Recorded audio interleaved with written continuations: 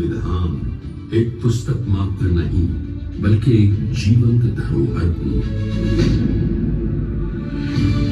मेरे पन्नों में इस महान राष्ट्र की आत्मा बसती है और मेरी रचना में शामिल है अनगिनत संघर्ष, असंख्य सपने और एक विलक्षण व्यक्ति का तप। डॉक्टर भीमराव रामजी अंबेडकर।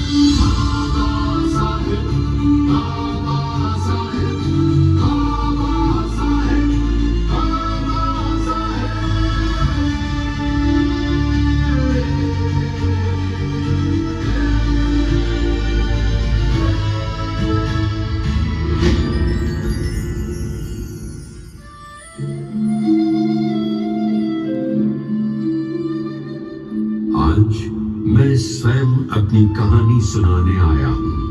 कैसे मैं बना और वो कौन था जिसने मुझे जन्म दिया।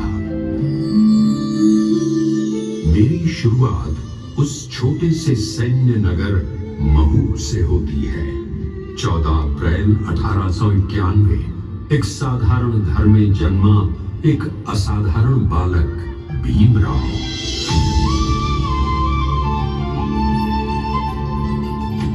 परिस्थितियां कठिन थी, जाति का दंश सर्वव्यापी था, लेकिन उस बालक की आंखों में एक अनोखी चमक थी।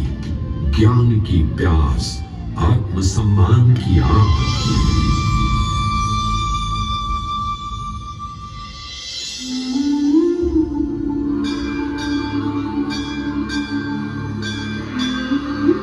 स्कूल का वो दिन मैं कभी नहीं भूलूंगा।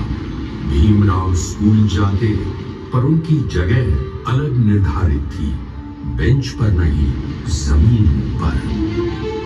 किसी बर्तन से पानी नहीं, केवल किसी दयालु मनुष्य के हाथ से गिराई गई धार से ही पानी मिल सकता था।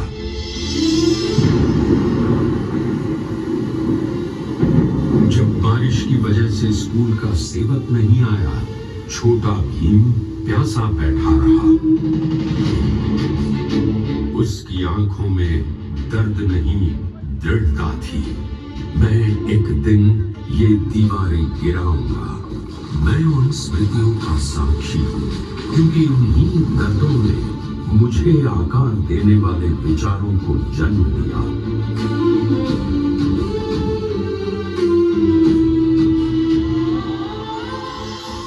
उस समय कोई सोच भी नहीं सकता था कि वही बालक आगे चलकर दुनिया के श्रेष्ठ संस्थानों में पढ़ेगा। बड़ौदा राज्य की छात्रवृत्ति ने उसे विदेश भेजा। कोलंबिया यूनिवर्सिटी में, जहां ज्ञान की विशाल नदी बहती थी, भीमराव ने शिक्षा को न केवल साधन बल्कि मुक्तिदाता के रूप में देखा।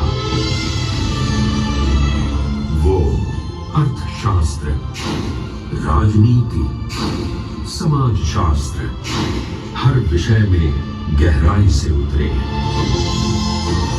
मुझे याद है वो क्षण जब उन्होंने अपने शोध पत्र लिखे। उनके हर शब्द में भारत की पीड़ा की प्रतिध्वनि थी और भारत के भविष्य की आशा थी। फिर लंदन स्कूल ऑफ इकोनॉमिक्स, जहां उन्होंने दो डॉक्टरेट प्राप्त किए।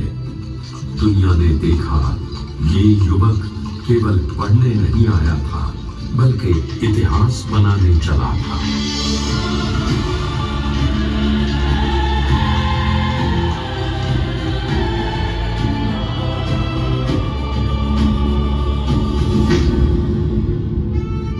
जब वो वापस भारत लौटे, दुनिया ने उनका स्वागत प्रशंसा से किया, पर समाज ने नहीं। उन्हें फिर वही भेदभाव मिला, वही तिरस्कार, वही सामाजिक बंधन। लेकिन इस बार भीमराव अकेले नहीं थे। उनके पीछे जागरूक जनता खड़ी होने लगी थी। उन्होंने कहा, शिक्षित बनो, संगठित रहो, संघर्ष करो। और देखिए, एक शब्द आंदोलन बन गया।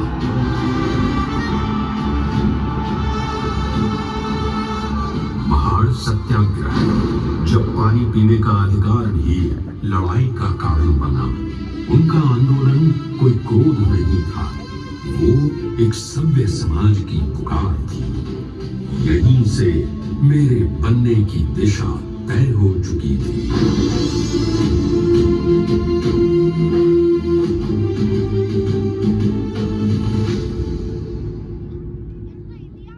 1947 भारत आजाद हुआ।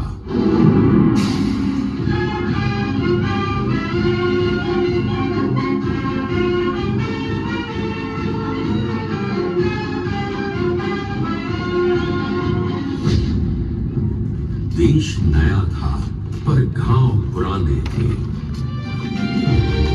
नए भारत के निर्माण के लिए एक महान शिल्पी चाहिए था।